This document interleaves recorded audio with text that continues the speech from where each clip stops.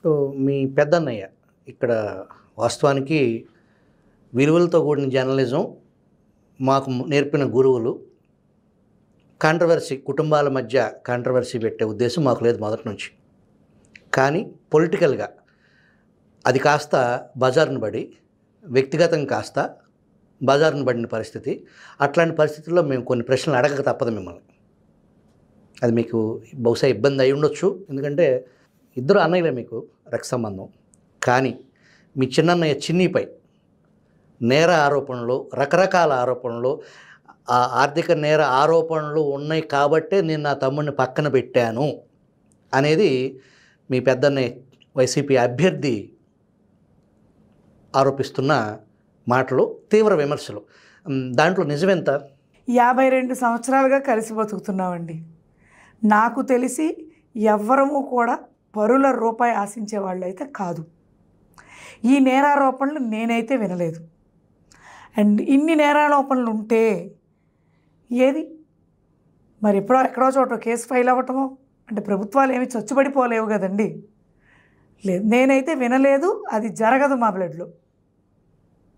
అంటే వ్యాపార సంబంధంగా ముందు వెనకలనేది ఏ వ్యాపారవేత్తకైనా సహజమే.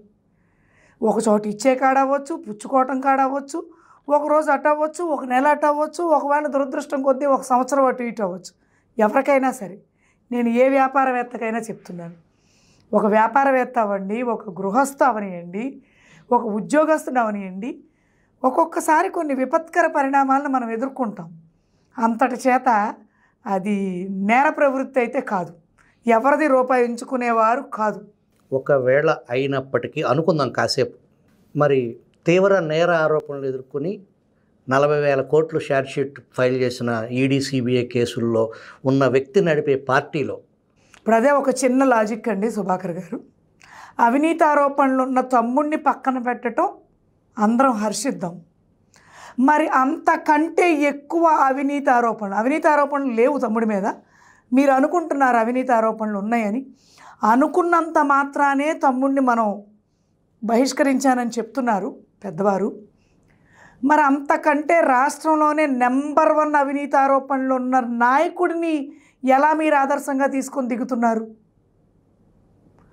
ఎటువంటి అవినీతి ఎరుగని చంద్రబాబు గారిని వదిలి అందరికంటే నెంబర్ 1 అవినీతి ఆరోపణలే అవి. నిజానిజాలు అనేది తర్వాత ప్రభుత్వం తేల్చాలి. మరి ఆయన్ని ఎలా మీరు సమర్థిస్తున్నారు అనేది ఒక చిన్న లాజిక్, నాకు అర్థం కాని విషయం. కాబట్టి నేను నమ్మింది, నేను చూసిందే నేను నమ్ముతున్నాను. అటువంటి అవినీతి ఆరోపణలు ఎవరి మీద కూడా లేవు. మీకు పెళ్లి చేసింది మీ పెద్దన్నయ్య నాని అనే కింద, మీ చిన్నన్నయ్యకి పెళ్లి చేసింది ఆయన కింద. నేను చదివిచ్చి పెళ్లి చేశాను, ఇవాళ నాకు వ్యతిరేకంగా పనిచేస్తున్నారు అనేది ఆయన నుంచి వినిపిస్తున్న మాట. దానికి మీ సమాధానం? పెళ్ళిళ్ళు చదువులు అనేవి నిజంగా కూడా మా తాతగారు, మేమిద్దరం 9వ తరగతిలో, ఆయన ఇంటర్మీడియట్లో ఉండగా మా తండ్రి గారు, నేను 3వ నెల అమ్మాయిగా ఉన్నప్పుడు మా తండ్రి గారు చనిపోయారు. మా